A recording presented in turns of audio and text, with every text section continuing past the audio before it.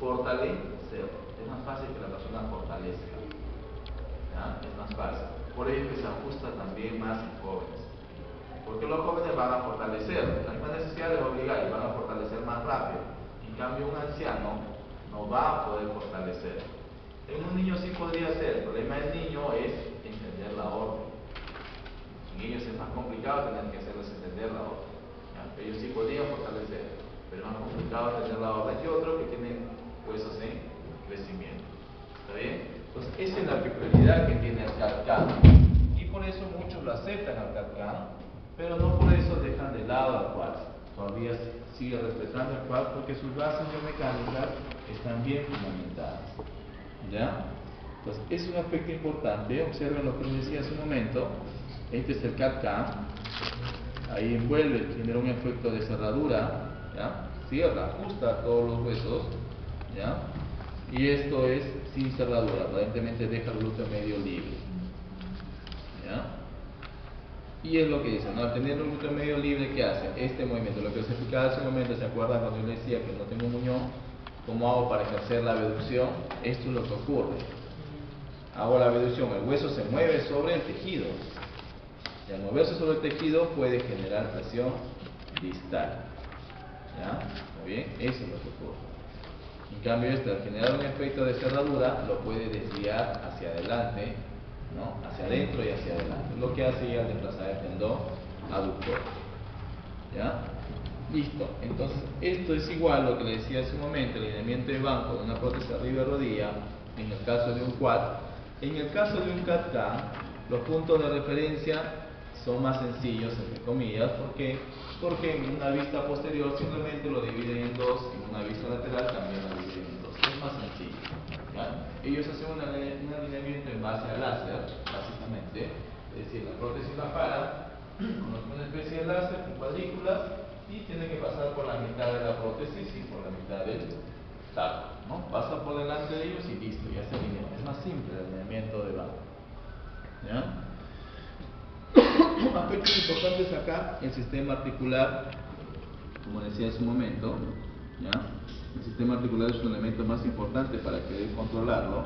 Y existen diferentes tipos de control de rodilla, ¿ya? Este, por ejemplo, es una fricción constante, ¿ya? Quiere decir que la fricción está en todo momento y que con el movimiento, esta vez funciona algo así como un cablecito robado, un cable robado, claro, como un tornillo robado. Ustedes le colocan un papelito y el tornillo se ajusta, ¿verdad? Igualito funciona esto. Conforme se da el movimiento, se ajusta. Se ajusta el movimiento, ¿ya? Pero quien lo ajusta es, tiene una especie de semiaro y aquí se regula el grado de fricción o ajuste. Aquí se regula, en el eje de la rodilla. En el caso del variable, ¿ya? Tiene más de un solo segmento y conforme se da el movimiento, se juntan discos tras discos, piñones tras piñones, es decir, tienen ahí los discos juntos, se da el movimiento y se va ajustando uno, se ajusta el otro, se ajusta el otro. Ahí se suelta, cambia el movimiento, el sentido, es decir, se ajusta en un sentido horario y se desajusta en un antihorario. ¿Ya? Y funciona de esa manera. Se va ajustando, se va soltando. Es así como funciona el variable. ¿Ya? Pero conforme el sistema se va haciendo más complejo, su mantenimiento también es más caro y más complicado. ¿Ya?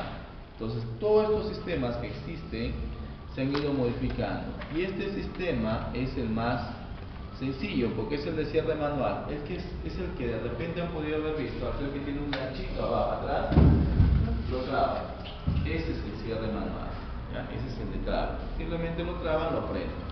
Y al final, ¿cómo se comporta? Como si fuera un pilón, ¿no? Se comporta como si fuera un pilón. Ese es el de cierre manual. ¿Está bien?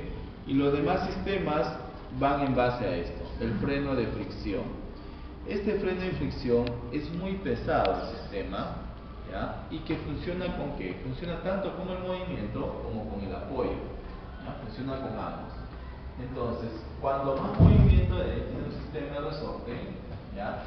La tracción es la que va a generar el freno ahí, la tracción misma, o sea, por el desplazamiento mismo, la tracción jala y asegura el freno. Es un sistema más complejo.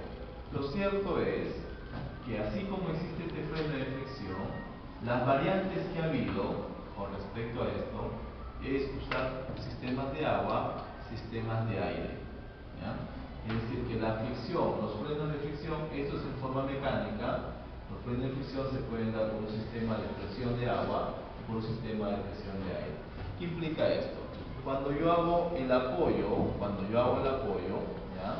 Por decirlo así, si fuera aire, cuando yo hago el apoyo, ese aire se comprime y al comprimirse frena. Como genera una presión negativa, se frena.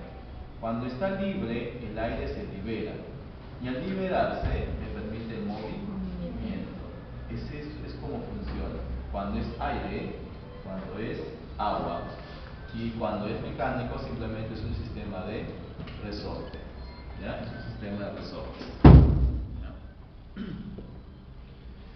Bien, estos son tirantes de extensión, nada más son sus variantes, en realidad son sus variantes, pero que funcionan durante el mecanismo de extensión de la rodilla, ¿ya? Esto es lo que venía diciendo el sistema hidráulico, solamente hay agua, y el sistema computarizado, que es lo más actual, que lo que tiene son una serie de microchips, es algo muy parecido al sistema mioeléctrico, que tiene un miembro superior, pero que funciona en base a las presiones y a las velocidades, ¿ya? Puede programarse hasta 50 movimientos de rodilla y a partir de ahí combinarlos incluso. O sea, puede llegar a tener hasta 150 movimientos, ¿ya? Porque lo va combinando, los 50 movimientos lo combina. Si corre, si salta, si camina despacio, si camina lento. Bueno, esto es un sistema que difícilmente lo vamos a ver, ¿ya?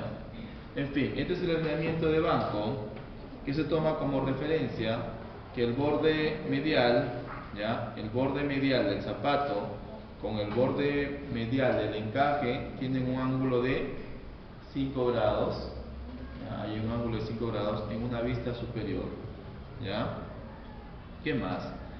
En el punto de referencia lateral se coloca la plomada y esta plomada pasa 1 centímetro por delante del eje de rodilla y va a pasar también por delante del taco, igual que un BK. ¿Se acuerdan del BK?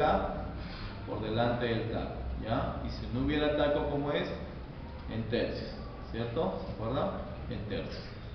En una vista posterior, el punto de referencia posterior pasa por el centro de la articulación de la rodilla y por el centro del taco. En este caso no es media pulgada hacia el lateral, ¿ya? En un BK es media pulgada hacia el lateral, en un AK no, pasa por el centro del taco. En el caso del CAD-CAM, como les decía, simplemente en la mitad de esta pared y la mitad de la otra pared, ¿ya? Ambos coinciden con rodilla.